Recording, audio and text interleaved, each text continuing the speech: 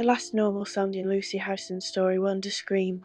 It was the ordinary clatter of a family home kitchen noise, bags being packed, a couple getting ready to leave for the airport. Then her boyfriend heard a single loud bang. About 15 seconds after Lucy's father led her from the kitchen into a bedroom.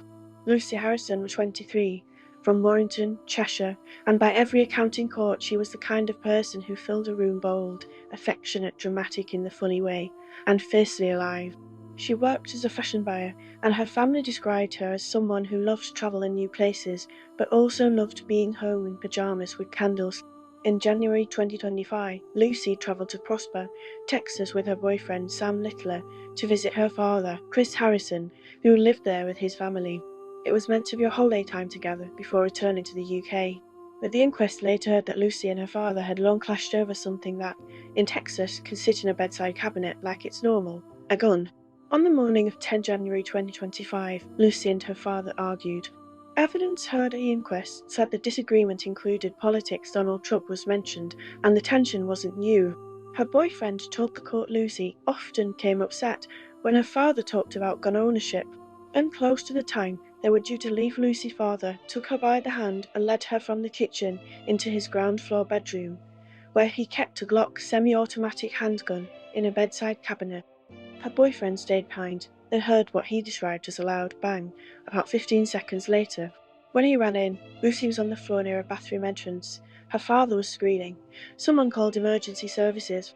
Lucy had been shot in the chest.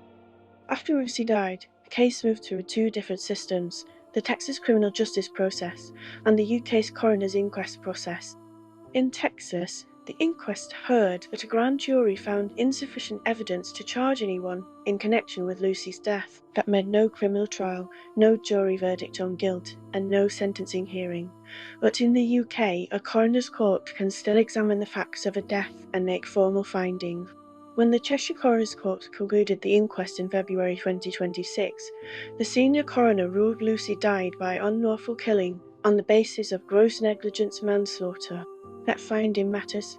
It's the court's conclusion that someone's actions were so dangerously negligent they crossed a legal threshold even if the person did not intend to kill. The coroner's reasoning's blunt. To shoot Lucy through the chest while she was standing required her father to be pointing the gun at her, not checking for bullets, and pulling the trigger actions the coroner described as reckless. The inquest also had evidence about alcohol. The coroner described Lucy's father as a functioning alcoholic and said she had no doubt he had been drinking on the day Lucy died. The inquest reported concerns that Texas police did not test him for alcohol despite smelling it on his breath.